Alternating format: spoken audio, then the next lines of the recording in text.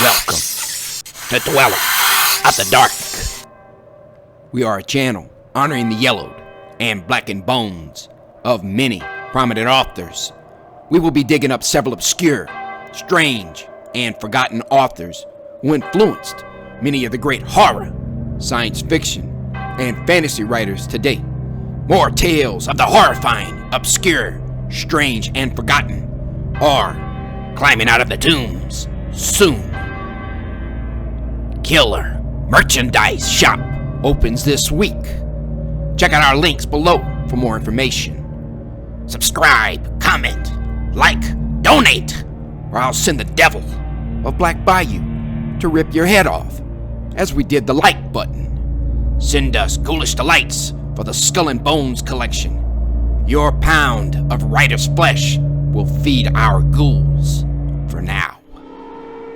Children of Horror, Legion of Ghouls.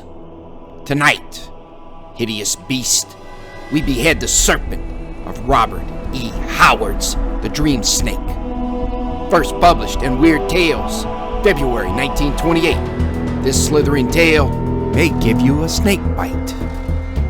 Enjoy. The Dreamsnake by Robert E. Howard. The night was strangely still as we sat upon the wide veranda, gazing out over the broad, shadowy lawns. The silence of the hour entered our spirits, and for a long while, no one spoke.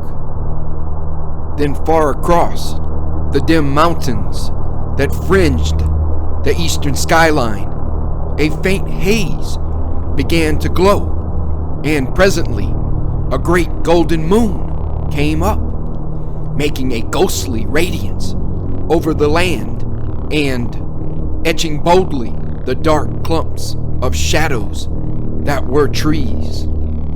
A light breeze came whispering out of the east, and the unmowed grass swayed before it in long, sinuous waves, dimly visible in the moonlight.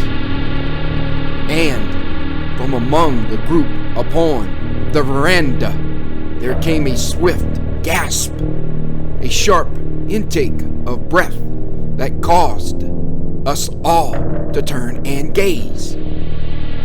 Faming was leaning forward, clutching the arms of his chair, his face strange and pallid in the spectral light, a thin trickle of blood seeping from the lip in which he had set his teeth.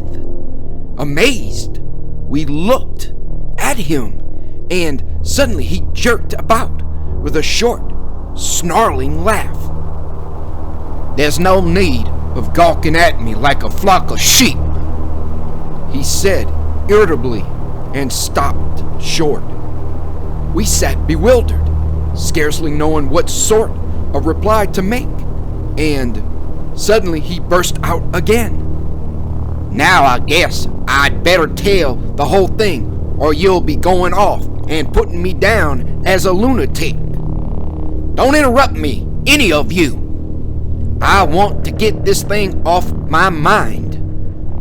You all know that I'm not a very imaginative man, but there's a thing, purely a figment of imagination, that has haunted me since babyhood.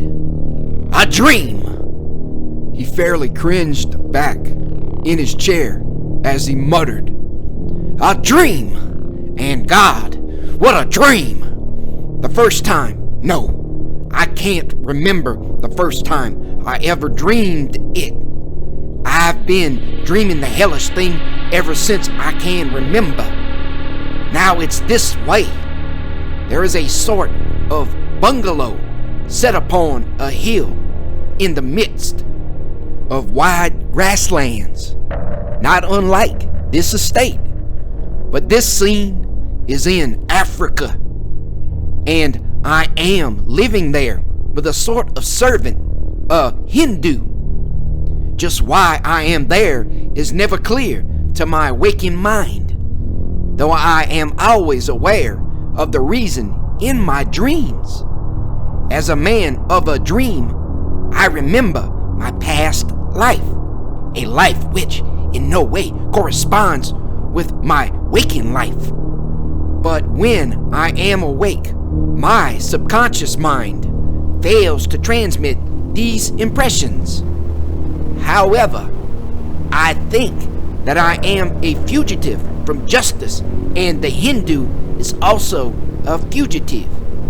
How the bungalow came to be there, I can never remember, nor do I know in what part of Africa it is, though all these things are known to my dream self. But the bungalow is a small one of a very few rooms, and is situated upon the top of the hill, as I said.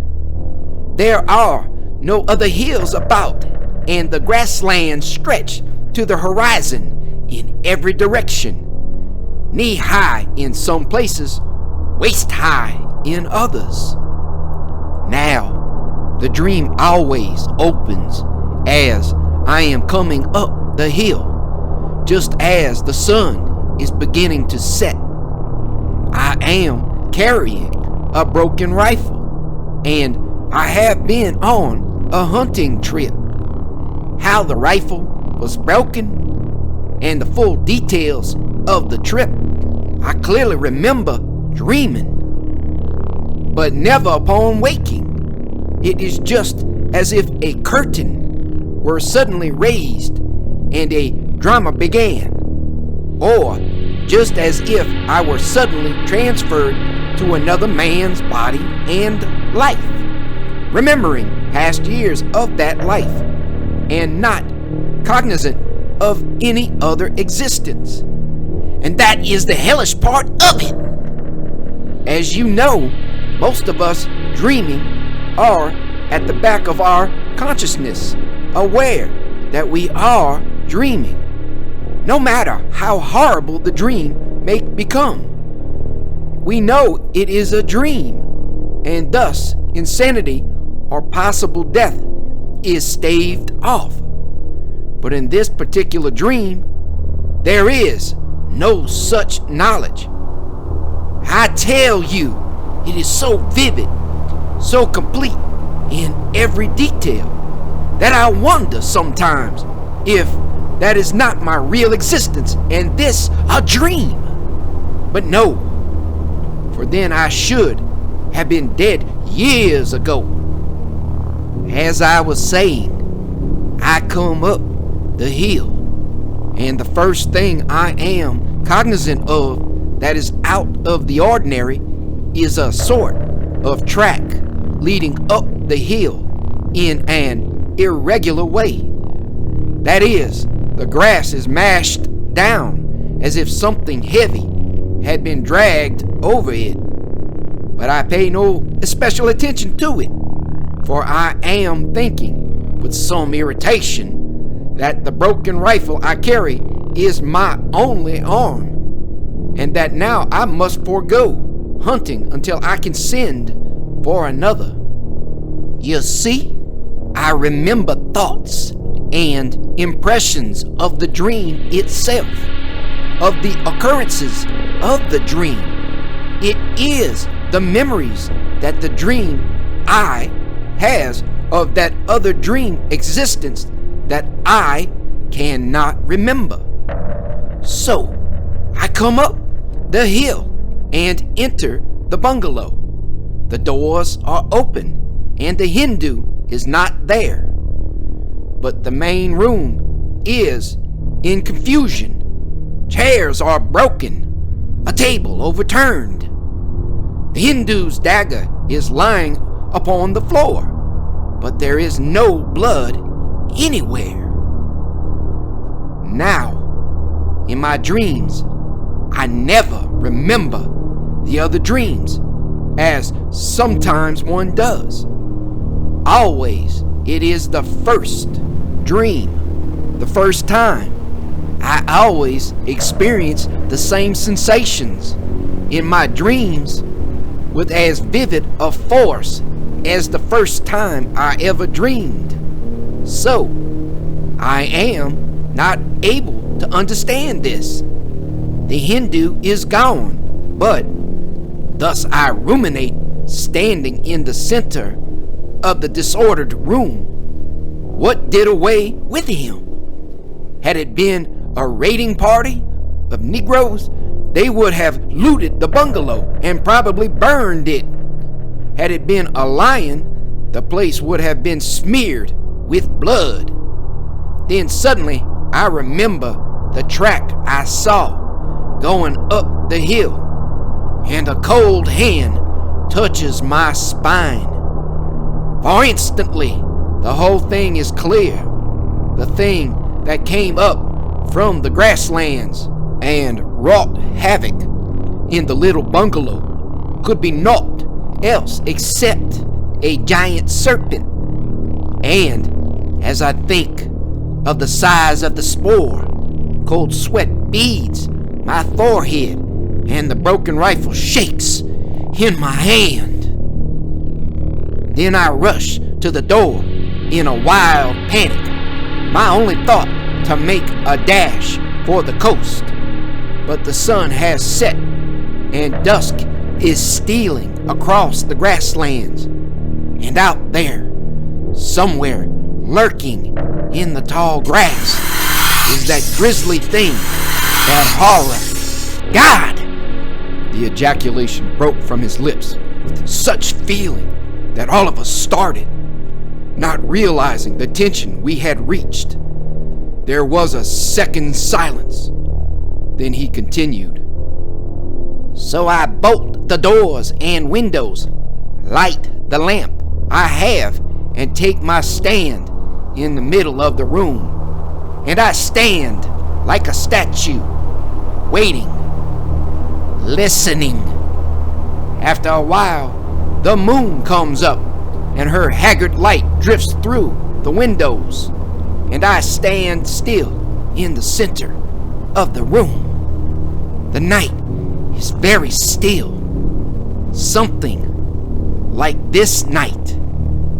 The breeze occasionally whispers through the grass, and each time I start and clench my hands until the nails bite into the flesh and the blood trickles down my wrist. And I stand there and wait and listen, but it does not come that night. The sentence came suddenly and explosively, and an involuntary sigh came from the rest, a relaxing of tension. I am determined, if I live the night through, to start for the coast early the next morning, taking my chance out there in the grim grasslands with it. But with morning, I dare not. I do not know in which direction the monster went, and I dare not risk coming upon him in the open, unarmed as I am. So, as in a maze, I remain at the bungalow, and ever my eyes turn toward the sun, lurching relentlessly down the sky toward the horizon.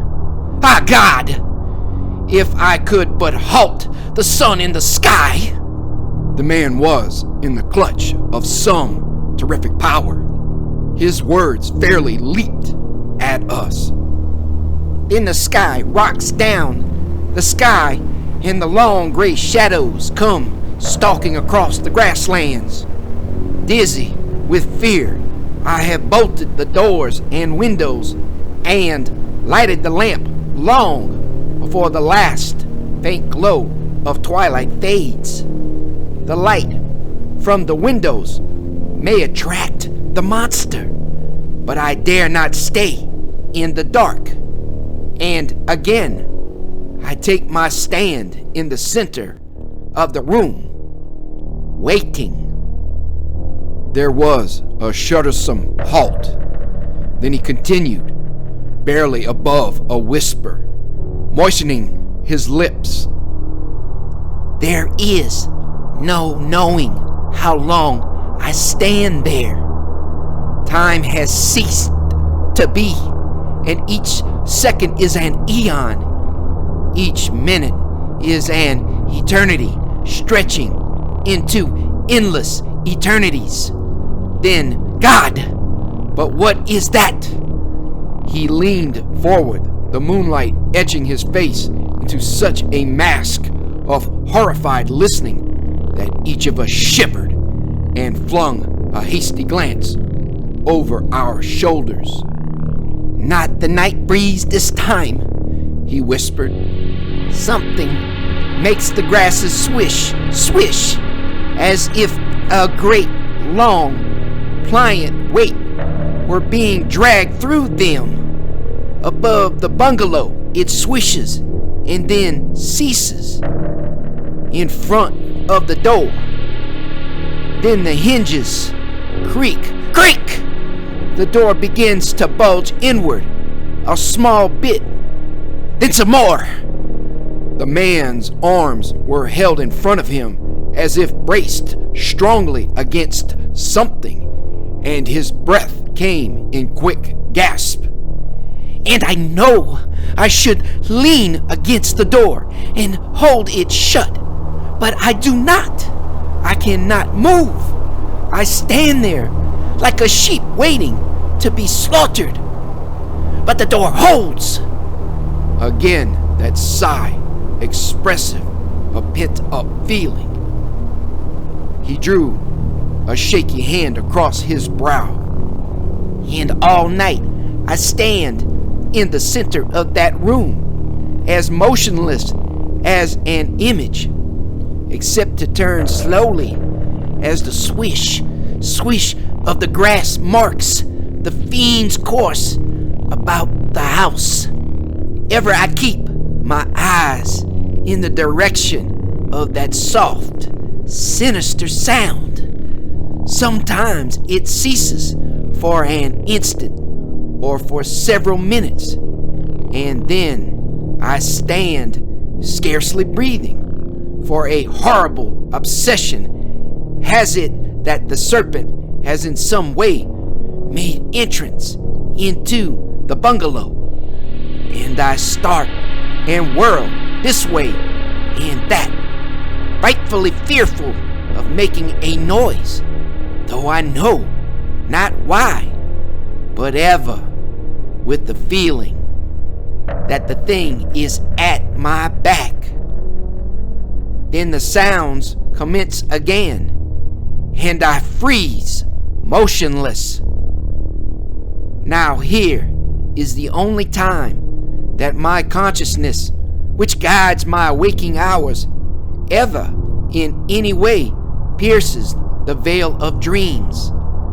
I am in the dream, in no way conscious that it is a dream, but in a detached sort of way. My other mind recognizes certain facts and passes them on to my sleeping, shall I say, ego? That is to say, my personality is for an instant truly dual and separate to an extent, as the right and left arms are separate, while making up parts in the same entity. My dreaming mind has no cognizance of my higher mind.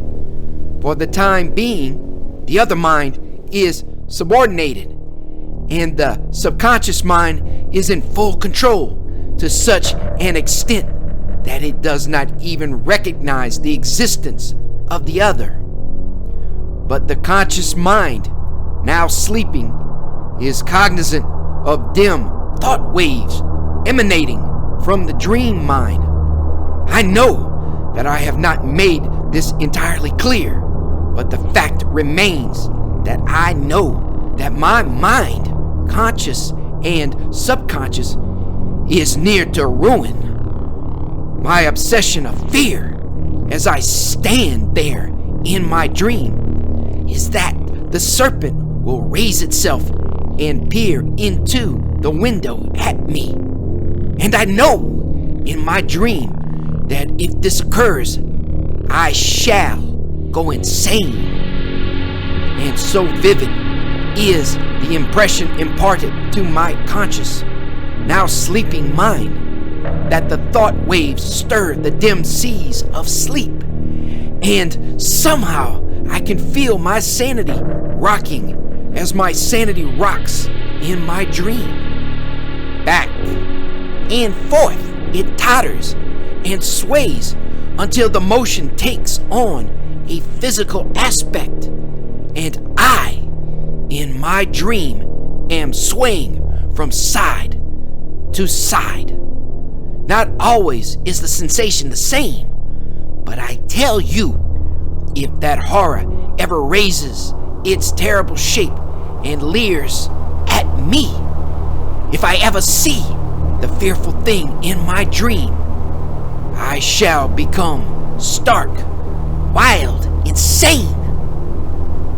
There was a restless movement among the rest. God, but what a prospect, he muttered.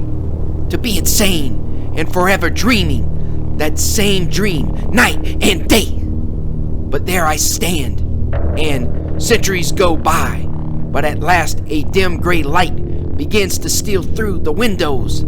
The swishing dies away in the distance, and presently a red, haggard sun climbs the eastern sky. Then I turn about and gaze into a mirror, and my hair has become perfectly white. I stagger to the door and fling it wide. There is nothing in sight but a wide track leading away down the hill through the grasslands in the opposite direction from that which I would take toward the coast. And with a shriek of maniacal laughter, I dash down the hill and race across the grasslands. I race until I drop from exhaustion. Then I lie until I can stagger up and go on. All day I keep this up with superhuman effort, spurred on by the horror behind me. And ever as I hurl myself forward on weakening legs, ever as I lie, gasping for breath, I watch the sun with a terrible eagerness. How swiftly the sun travels when a man races it for life. A losing race it is, as I know when I watch the sun sinking toward the skyline and the hills which I had hoped to gain ere sundown, seemingly as far away as ever. His voice was lowered, and instinctively we leaned toward him. He was gripping the chair arms, and the blood was seeping from his lip. Then the sun sets, and the shadows come, and I stagger on, and fall, and rise, and reel on again. And I laugh, laugh, laugh. Then I cease, for the moon comes up and throws the grasslands in ghostly and silvery relief. The light is white across the land, though the moon itself is like blood. And I look back the way I have come, and far back. All of us leaned farther toward him, our hair a prickle. His voice came like a ghostly whisper. Far back, I see the grass waving. There is no breeze, but the tall grass parts and sways in the moonlight, in a narrow, sinuous line, far away, but nearing every instant. His voice died away. Somebody broke the ensuing stillness. And then I awake. Never yet have I seen the foul monster. But that is the dream that haunts me, and from which I have wakened in my childhood screaming, in my manhood in cold sweat. At irregular intervals I dream it, and each time lately. He hesitated and then went on. Each time lately, the thing has been getting closer, closer. The waving of the grass marks his progress, and he nears me with each dream. And when he reaches me, then... He stopped short, then without a word rose abruptly and entered the house. The rest of us sat silent for a while, then followed him, for it was late. How long I slept, I do not know, but I woke suddenly with the impression that somewhere in the house someone had laughed, long, loud, and hideously, as a maniac laughs. Starting up, wondering if I had been dreaming, I rushed from my room, just as a truly horrible shriek echoed through the house. The place was now alive with other people who had been awakened, and all of us rushed to Faming's room, whence the sounds had seemed to come. Faming lay dead upon the floor, where it seemed he had fallen in some terrific struggle. There was no mark upon him, but his face was terribly distorted, as the face of a man who had been crushed by some superhuman force, such as some gigantic snake.